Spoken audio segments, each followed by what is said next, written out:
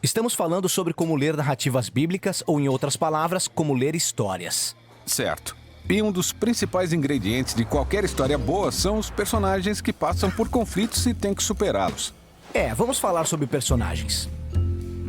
Na maioria das histórias, nos identificamos rapidamente com os personagens, porque assim como eles, estamos vivendo nossa própria história com conflitos que precisamos superar. Sim, as histórias que gostamos têm personagens em dificuldades parecidas com as nossas. Podemos ver como eles reagem a esses desafios de maneiras diferentes e as consequências das suas decisões. Através dos personagens, o autor mostra o seu ponto de vista sobre o que significa ser humano. A Bíblia não é diferente. As histórias bíblicas usam personagens como um espelho, onde podemos descobrir o reflexo da nossa própria natureza humana.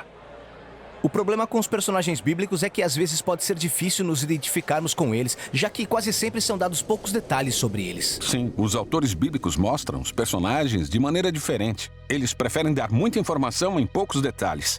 Por exemplo, a Bíblia quase nunca fala sobre a aparência das pessoas. Quando ela fala, esse detalhe tem uma importância crucial na história. Como quando o texto diz que Saul era alto e Davi era meio que um nanico. E essa descrição está relacionada com seu caráter moral. A altura de Saul combina com seu desejo de obter status e poder para exercer autoridade, enquanto Davi aceita humildemente o seu status inferior e permite que Deus o exalte e liberte. Então quer dizer que a aparência física das pessoas é simbólica? Sim, quase sempre. Como o corpo peludo de Saul, que combina com seu comportamento selvagem, enquanto a pele lisa de Jacó combina bem com a sua natureza dissimulada e traiçoeira. Que outras pistas temos sobre personagens bíblicos? Bom, geralmente os nomes das pessoas simbolizam seu papel na história. Abraão, em hebraico, soa como o pai de uma multidão. Jacó significa enganador. Ruth significa refrigério. E o nome de Saul significa aquele que foi pedido. Ele é o rei imperfeito que o povo pediu. Quando vemos o significado profundo dos pequenos detalhes, entendemos que tem muita coisa acontecendo nas histórias bíblicas. Apesar de ter muita coisa que os leitores modernos ficam sem saber sobre esses personagens. Os autores raramente falam dos pensamentos ou motivos das pessoas. Isso aí, por exemplo, quando Moisés viu um egípcio espancando um israelita e decidiu matá-lo. Por que ele fez isso? Isso foi ira santa ou ele perdeu a cabeça? E Deus, concordou com isso que ele fez? Pois é, isso não sabemos, porque, em geral, os autores bíblicos evitam fazer comentários morais. Eles preferem que as palavras e ações dos personagens revelem os seus motivos. E julgamos os seus comportamentos quando vemos as consequências. Então, no caso de Moisés, esse assassinato inicia um padrão de comportamentos explosivos com maus resultados. Aquela escolha obriga Moisés a fugir e se esconder no deserto por 40 anos. Parece que ele fez uma coisa ruim. Mas lá ele encontrou a esposa dele, então o que ele fez foi bom? Exato, isso força você a pensar nisso. Por meio de todas essas técnicas, os escritores bíblicos mantêm suas histórias curtas, fáceis de lembrar e emocionantes. Mas, falando sério, Moisés agiu bem ou mal?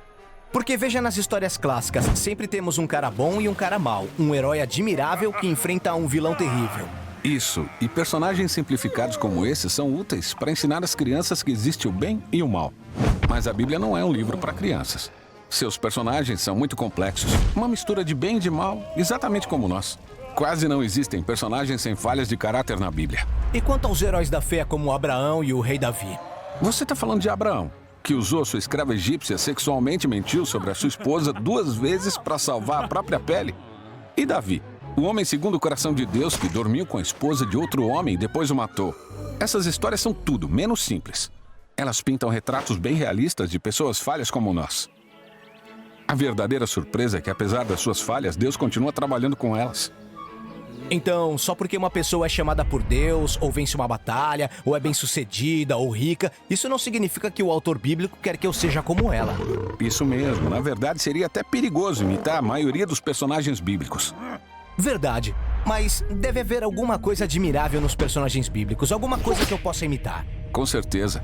Preste atenção e você vai notar que a maioria das histórias bíblicas destaca os momentos em que os personagens falham ou chegam no fundo do poço. E daí, decidem confiar totalmente na graça e sabedoria de Deus. É nessas histórias que os autores nos mostram como podemos ser humanos que realmente agradam a Deus através da humildade e submissão.